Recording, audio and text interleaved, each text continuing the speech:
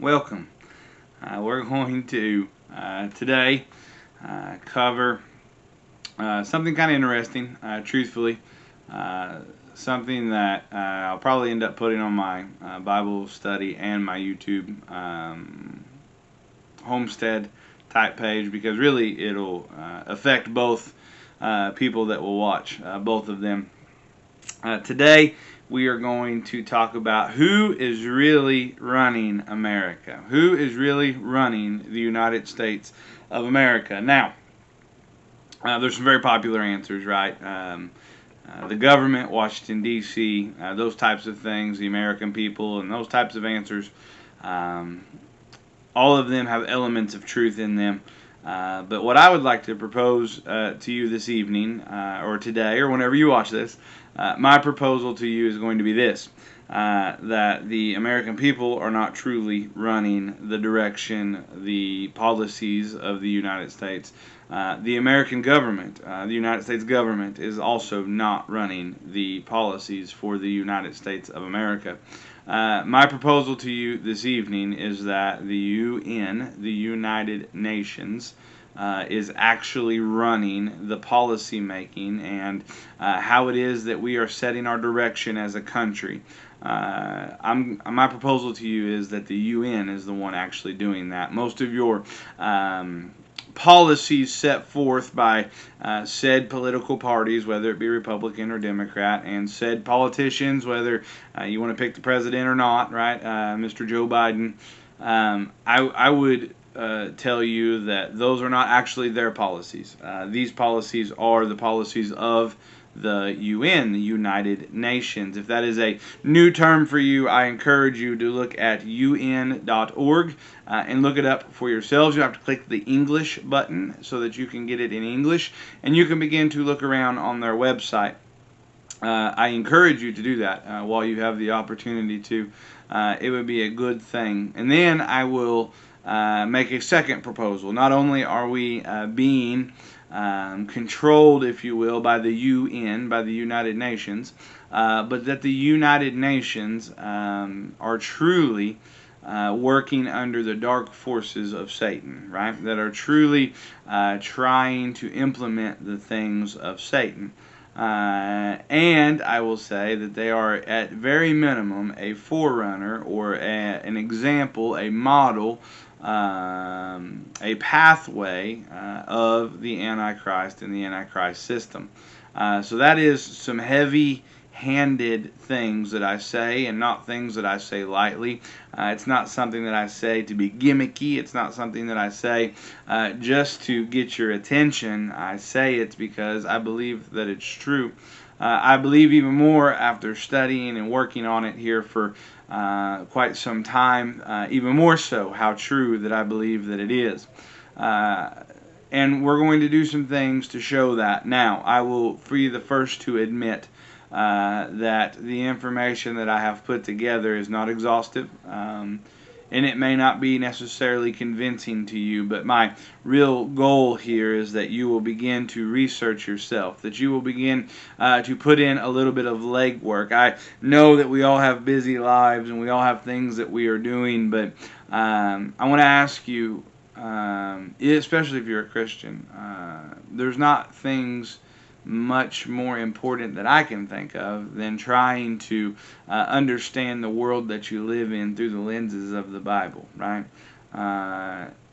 And quite honestly, the TV show that you're being numbed to death with, is it actually helping you understand where you are in society and where you are on this planet? Is it really helping you with that? Is it really doing you any good, or is it just mind-numbing thing to do is to watch the television screen? So I want to ask you if you would invest a little bit of your time after you watch this video, or you can stop the video and go do it yourself. Invest a little bit of time in research. You know, it won't take much. It won't take much time for you to start to understand what it is that I am saying here this evening. In fact, I would say probably in less than an hour you can start to draw the connections and understand what it is that I'm talking about. So, in the time that it takes you to watch that favorite TV show of yours of an evening, you could understand a little bit better what I'm saying if it interests you at all. If you like the content that we are producing, I ask that you like and subscribe to our page, that you spend some time hitting that button, right, and subscribing. Might go a great way to helping us out. So, first thing I'm going to ask, is the USA, the United States of America, under UN control, the United Nations control? The simple answer is yes. According to the What We Do section of UN.org, right, you go to UN.org, you click English, there'll be a What We Do section there. You can click that section. And the last thing they say down at the bottom of the What We Do, there's several different things, several different categories of things that they do. And the last one that they say that they do is they uphold international law. In this paragraph, you will find that it says that the UN holds the authority to hold its member states. So when I say member states, what I'm saying is the people that are a member of the United Nations, in which the United States is, along with like 190 some odd other countries or something like that. The UN holds the authority to hold its member states accountable by using things like sanctions or show of force or military force if the UN deems this necessary to make sure that its member states are abiding by international law. And since we are a member of the United Nations, we therefore would fall under their authority, under the authority of the United Nations. The United Nations in and of itself is a nation, right? Much like the United States is a collective of states under one federal government, the United Nations is a collective of nations under one federal government, being the UN. They are, some research and you will find they are their own entity, right? They have their own military, they have their own banking systems and all of these things, right? And we have joined them. In fact, I would go so far as to say we developed the UN from the United States. Anyhow, so just by default, yes, the UN ultimately will be the United States' authority in the government and the authority on the globe, right? We have consented to follow the protocols of the UN and whatever they consider to be international law by being a member state. And it says that in the original charter that they have full authority to make sure that those things are handled however it is that they deem necessary to handle them, whether it be the way that you grow your food, sustainable growing, whether it be the way that we keep peace with other nations, whether it be the way that we provide our energy, whether it be the way that we handle ourselves globally. We fall under the authority of the United Nations. Therefore, by default, the United Nations is running the United States, because we cannot make our own ideas and our own policies without making sure that they are acceptable under the UN umbrella. Going on. It's one thing just to say by default, right, that we're under UN control. The United States, right, we're under the federal control of the government. However, the states have done all kinds of things that would potentially go against federal control, such as the legalization of marijuana in several states. It's still federal law that it's illegal, best of my knowledge, but a lot of states have decriminalized the use of marijuana. I know many states right now, I think Missouri is being one of them, is putting forth policies to say if the federal government infringes on the rights of gun owners, then they will not recognize that federal law, and they will arrest federal agents that try to infringe on that law, right? So, by default, the states like Missouri that I live in is under the authority of the federal government, but that doesn't necessarily mean we're doing everything on the up and up. And so it's one thing just to say by default we're under UN control. But what about our policies? Are they lining up with the UN? And I think what we would even have to ask ourselves, not only is our policies lining up with the UN at a federal governmental level, but are the policies that we're developing to fall under the UN contradicting the Constitution in which we developed that said, hey, this is how we're going to run our country, right? Because if they are going against the original framework of our country, then it would be that the UN is actually in control, right? Not just in theory by default, but that they are actually the ones pulling the strings, if you will. So, what are some of the things that the UN says that they do, right? In a nutshell, they basically want world peace, right? Sounds good. It sounds really good. A lot of the stuff they do sounds amazing, actually. The problem is the way that they implement and their track record as far as trying to do the things that they do. But anyway, we will get into that a little bit more as we go. So they want to maintain international peace and security, right? Some of the ways, and by the way, the What We Do section, if you click on that, there'll be a bar come up underneath that will list the different categories of what it is that they do. That will be separate from the quick little paragraph that you get down screen. So if you will click that category where it says maintain international peace and security, if you will click that, you will get a larger breakdown of how and what their plans are as far as that goes. So some of the ways that they do this, maintaining security, is to help negotiate troubles between countries, and the UN will take its own military action if necessary. Mostly, they try to avoid conflict, but at the very end, it speaks of getting rid of nuclear weapons across the world and weapons of mass destructions, and the regulation of conventional arms. So the question you have to ask yourself is, considering our Constitution plainly states that we should not infringe or shall not infringe on the right to bear arms, how come, right? It's not to hunt. It's not to go kill a white-tailed deer or an elk or a moose or nothing like that. No.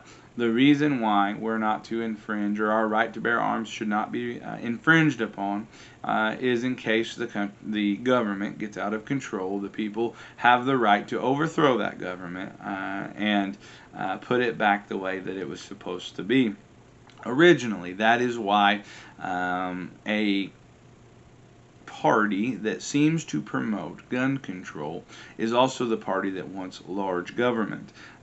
Does that make sense to you? The party that wants governmental control over almost every aspect of your life wants to take your firearms away. The parties, and I'm not a political party loyalist necessarily. I have lots of thoughts and beliefs that do line up more so with one party than the other. However, another party that says, hey, I don't want as much government, they seem to push the ability to own firearms and deregulate that ability. And so I think you have to ask yourself, if a government wants to grow and it wants to have charge of different aspects of your life and wants to take away your ability to either defend or overthrow the government, or defend yourself or overthrow the government, in case it is they get corrupt, I think you have to ask yourself, how come, right? Why would they want to take the guns away? Because they don't want you to be able to overthrow that government.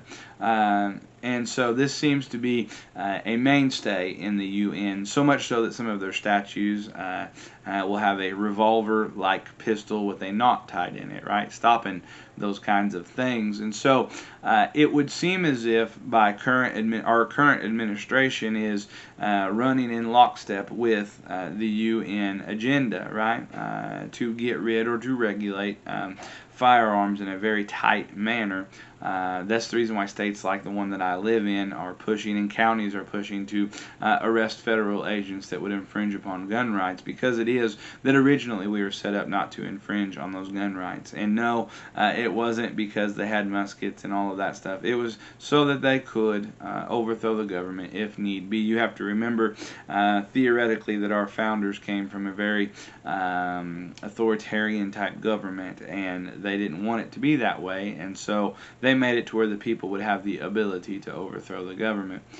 So it is that we are making policies in direct contradiction to our Constitution in order to fall under the UN, the United Nations policies. Therefore, we are directly under UN control, not just by concept or not just by default, but by our very own policies. They want to, of course, protect human rights, basically work worldwide to make sure everyone's abiding by the human rights standards that they set. They deliver humanitarian aid, and they place refugees in other places, including children, and feeding the hungry and healing the sick. And so, like the WHO, the World Health Organization is an arm of the UN. When I say World Health Organization, let me put it in terms maybe we all understand, right? Because I'm really simple. I need stuff simple.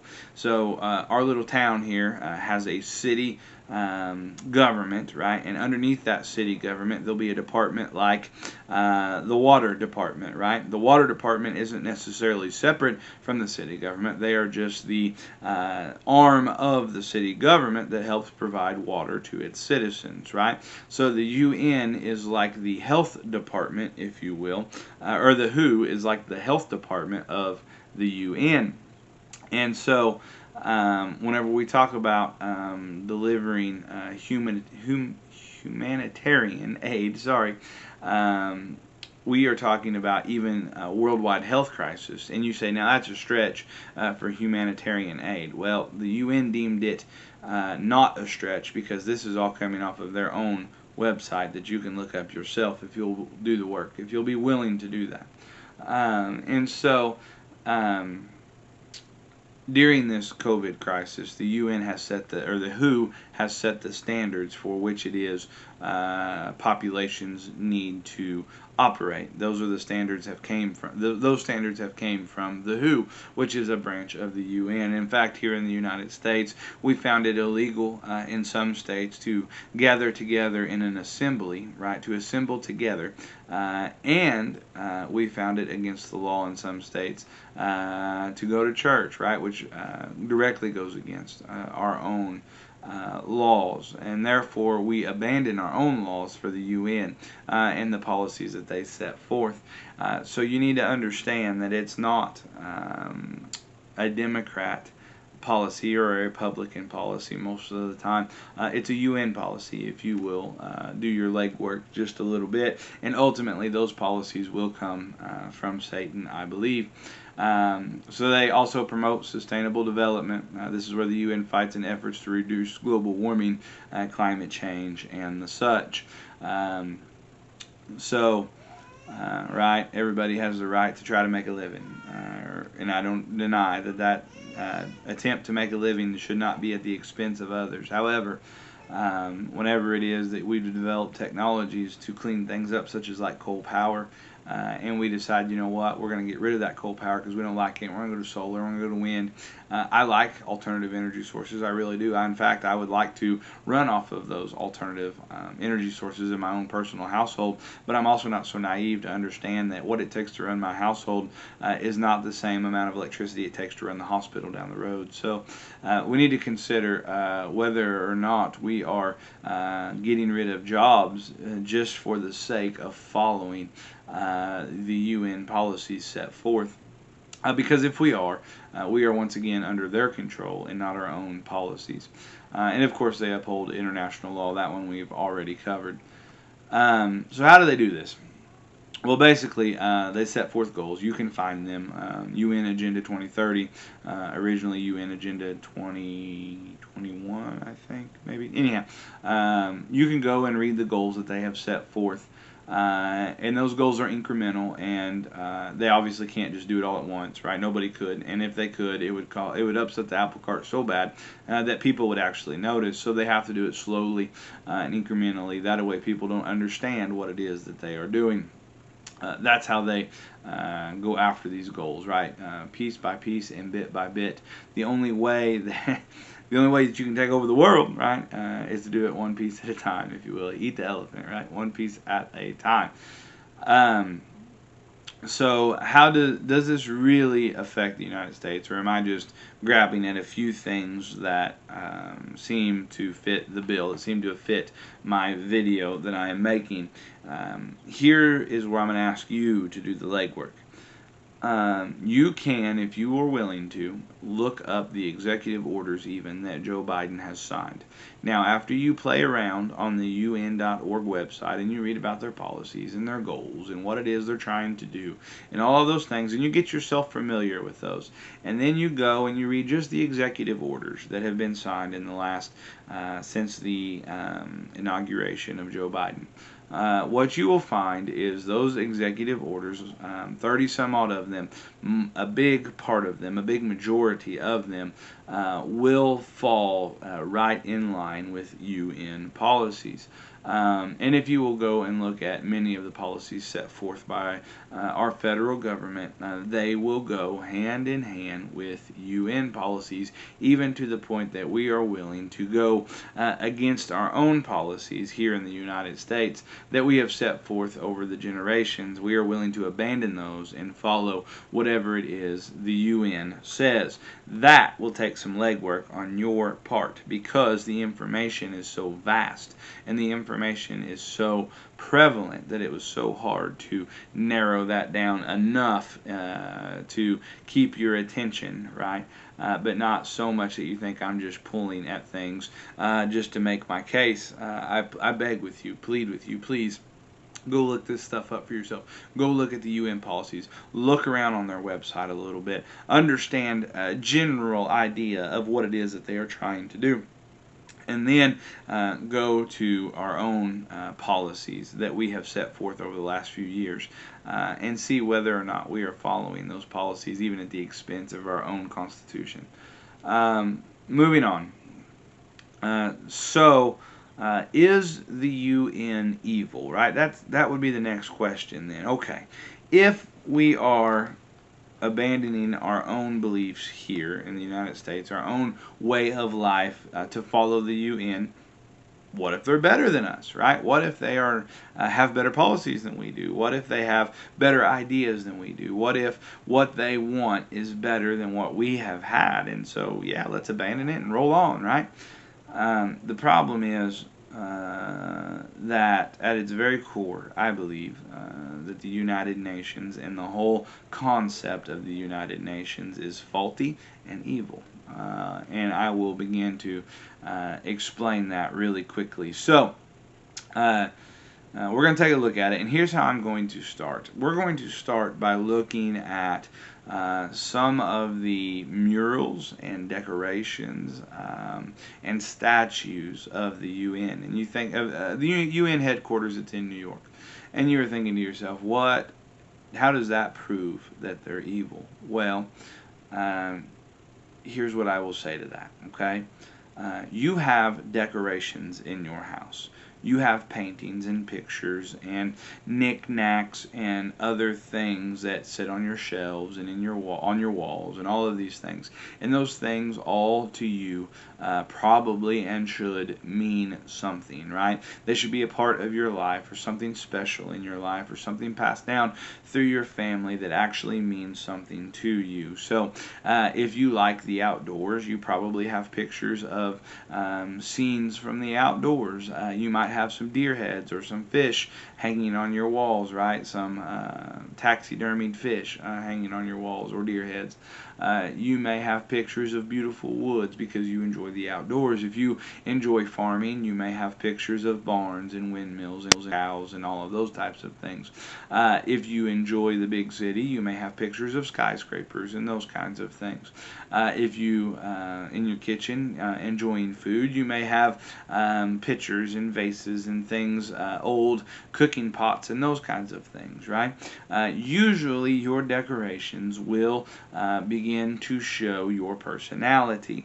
Your personality shown through your decorations may represent you truthfully, and it may not, but I would say that 9 times out of 10 it represents you truthfully. And if you're thinking to yourself, I got all these decorations and they don't represent nothing in me, they at least represent that you like those things, right? So you may be a Christian right now in your household, and you may have all kinds of decorations of dragons and warlocks and witches and all that, and you may go, that don't really represent, I just like it, it's just fun. Okay, well, you like demonic things. So you need to think about that just a little bit, right? So, is there anything that would point to the general attitude of the UN are things of evil through their decorations and through their murals and their paintings and statues and all of those good things? And the answer is going to be yes, there are. The first thing that I would like to look at, turn your attention to, is what is called the meditation room, or the room of quiet is what it is called, at the UN headquarters. This is a room that was designed by a man by the name of Dag, D-A-G, and I can't even get close to his last name. It looks to me like Hammer Cajold. I don't know how to say it. That ain't even close. I know it's not. Look it up for yourself, right? Once again, you'll find this un.org, or if you just look up the meditation room or room of quiet at the UN headquarters, you will find the same information that I'm about to tell you right now. So this meditation room was designed by this guy, and in the middle of it, it has a large piece of iron ore, and it has in a painting that is meant to be a place of prayer where everyone can pray to their God. Right? So let me just read to you the pamphlet that is given, so you can visit and you can go into this room, and I'll give you the pamphlet, or read to you the pamphlet that is given. And this is what it says. It says, "We all have within us a center of stillness surrounded by silence. This house, dedicated to work and debate in the service of peace, should have one room dedicated to silence in the outward sense and stillness in the inner sense. It has been the aim to create in this small room a place where the doors may be open to the infinite lands of thought and prayer. People of many faiths will meet here. For that reason, none of the symbols to which you are accustomed in our meditation room could be used. However, there are simple things which speak to us all in the same language. We have sought for such things. We believe that we have found them in the shaft of light striking the shimmering surface of the solid rock. So in the middle of this room, we see a symbol of how daily the light of our skies gives life to the earth on which we stand, a symbol to many of us of how light of the Spirit gives life to matter. But the stone in the middle of the room has more to tell us. We may see it as an altar, empty, not because there is no God, but because it is an altar to the unknown God, but because it is dedicated to the God whom man worships under many names and many forms. This stone in the middle of the room reminds us also of the firm and permanent in a world of movement and change. The block of iron, ore, has the weight of solidarity and of the everlasting. It is a reminder of the cornerstone of endurance and faith on which all humans endeavor must be based. The material of the stone leads our thoughts to the necessity of choice between destruction and construction, between war and peace. Of iron man has forged his swords, of iron he has made his plowshares. Of iron he has constructed tanks, but of iron he has likewise built homes for man. The block of iron ore is part of the wealth we have inherited on this earth of ours. How are we to use it? The shaft of light strikes the stone in the room of utter simplicity.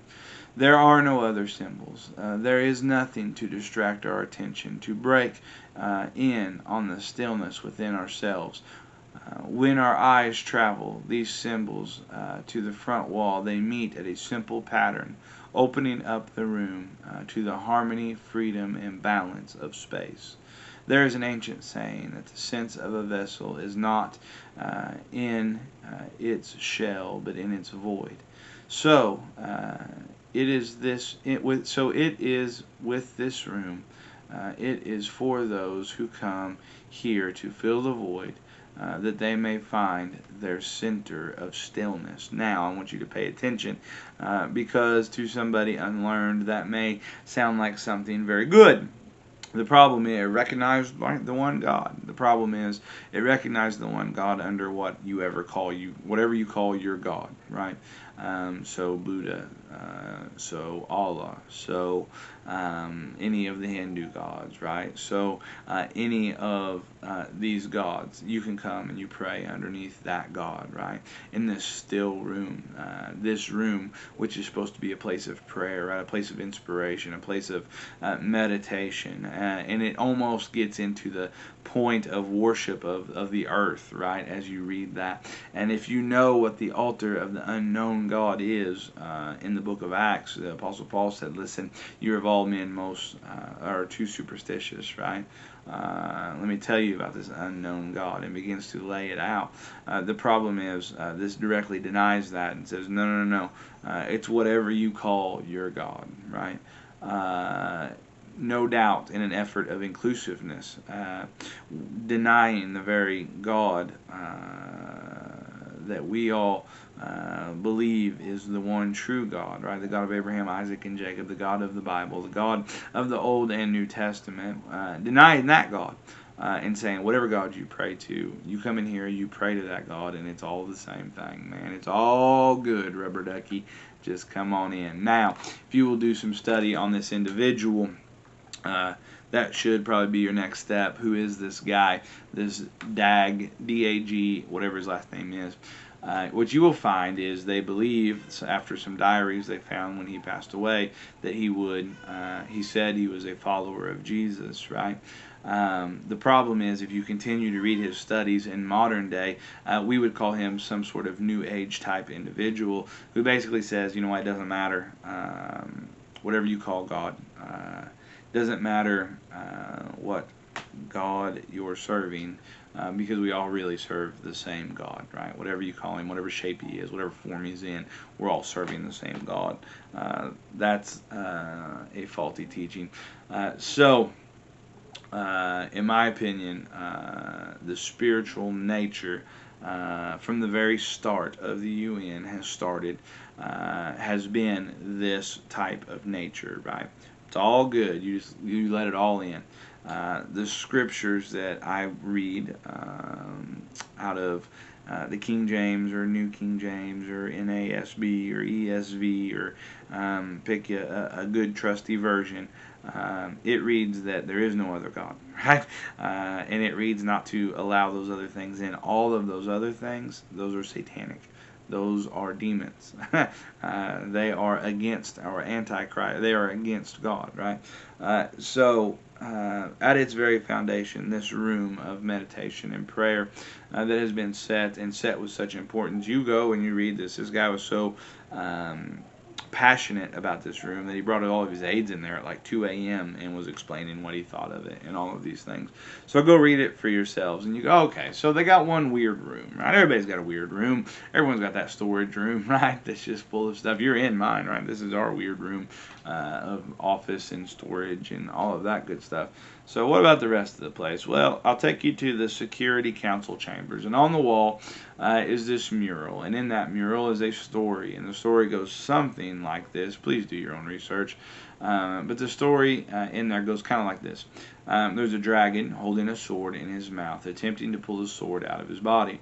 And there are all these men and women and children moving in the direction of this rising phoenix. If you don't know what a rising phoenix is, in Greek mythology, right, this rising phoenix represents something that has died and raised up better than it was before.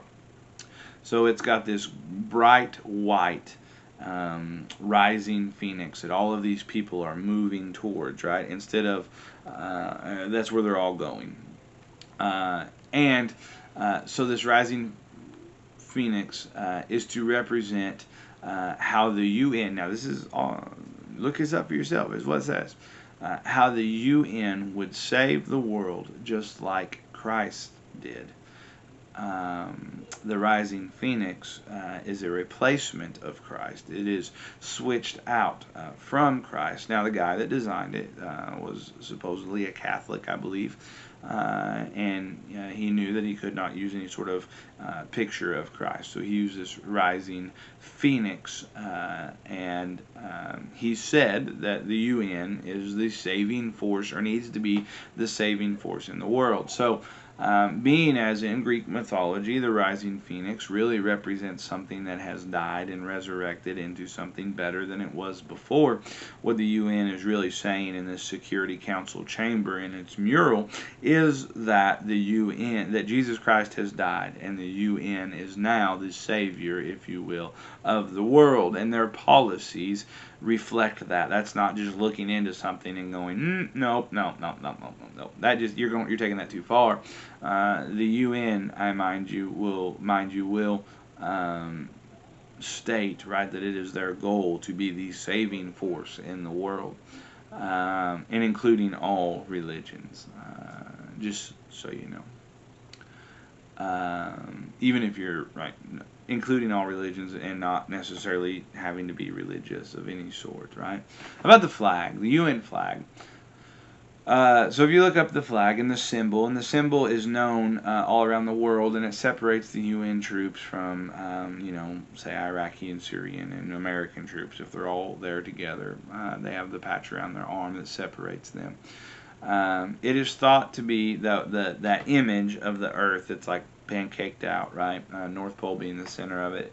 It's thought to be used in ancient Egyptian holy books, but the first that they really knew about it was from Biruni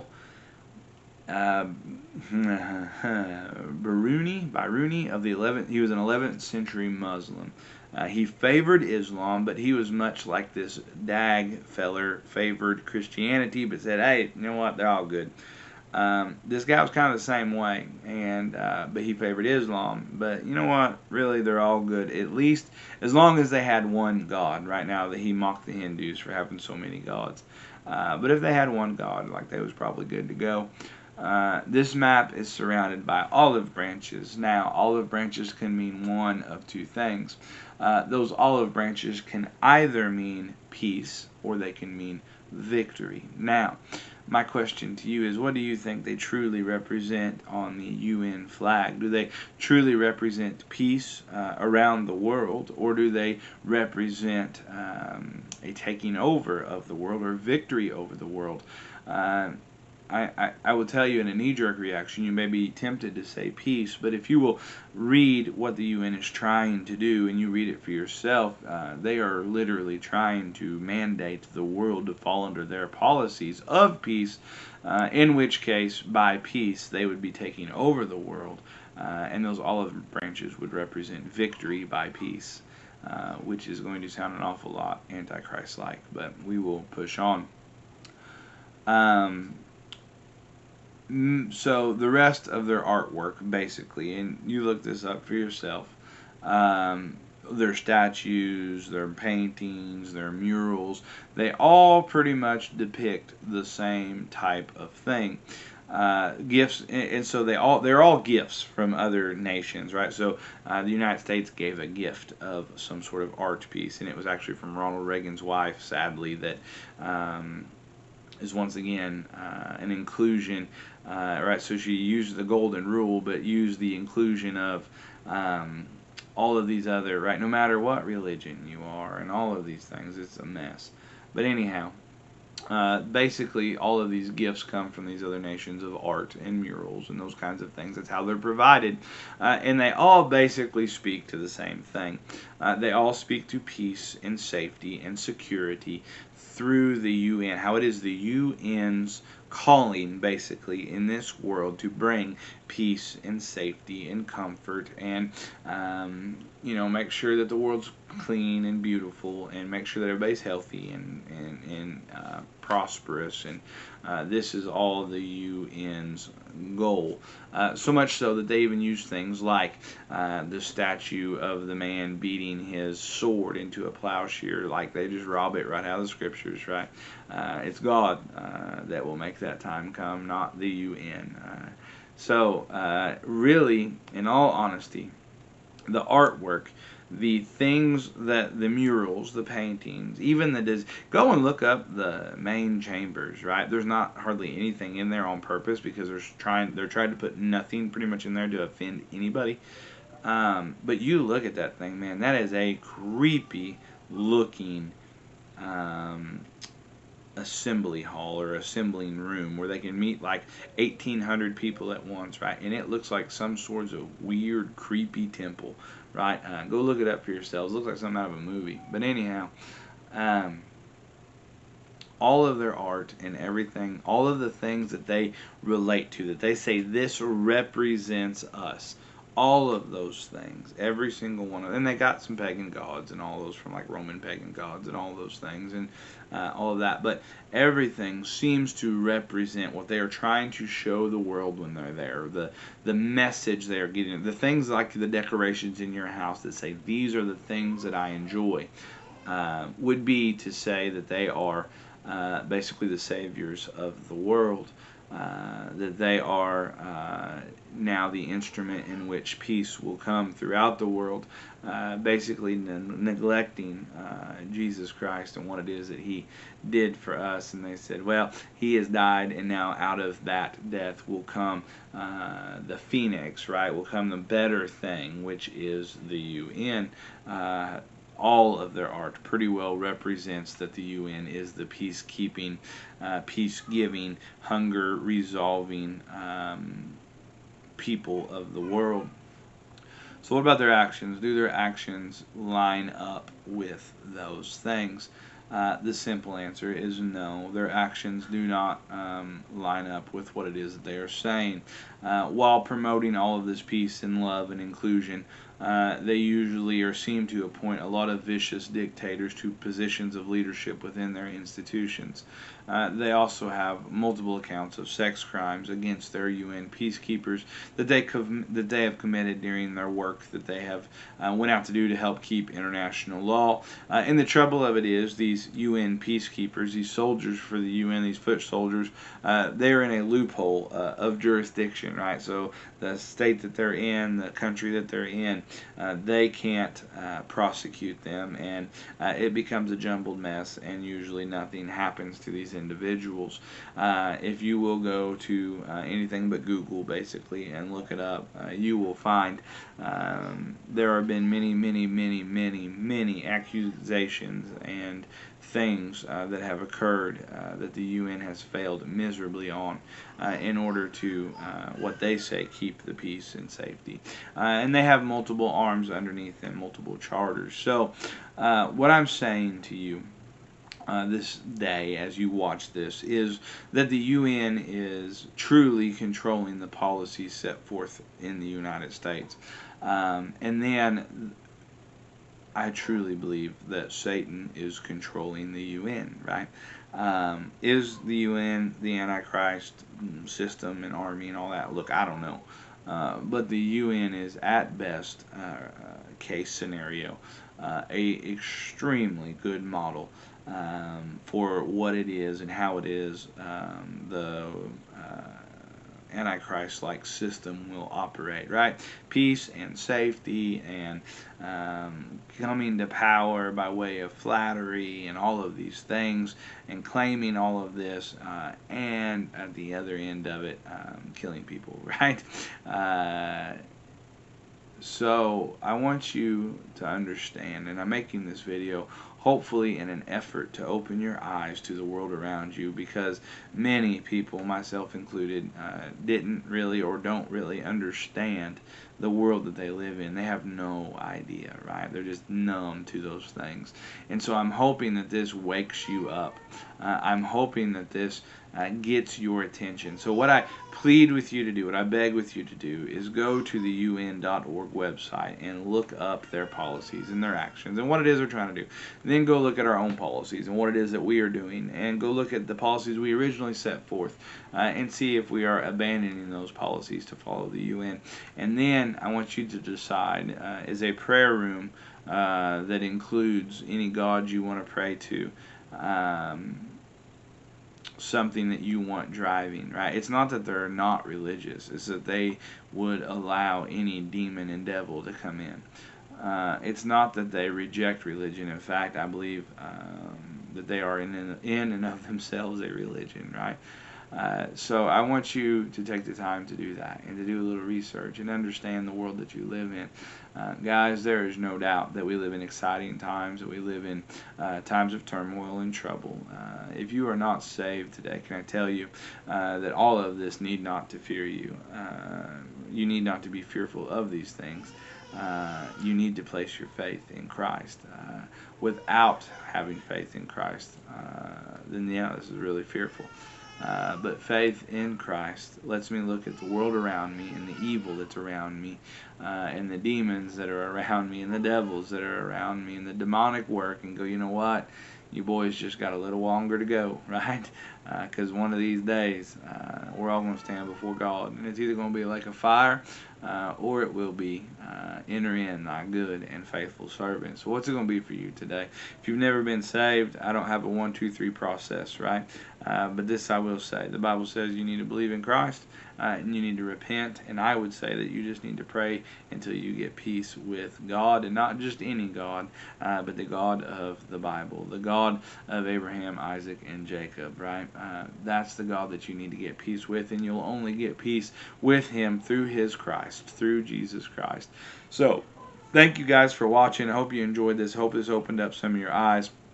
Not as maybe fiery as I usually am. I'm trying to do this very calmly so that you'll listen and pay attention and not just think that I'm freaking out, right? Because I could get very excitable about this, and I'm trying to stay calm.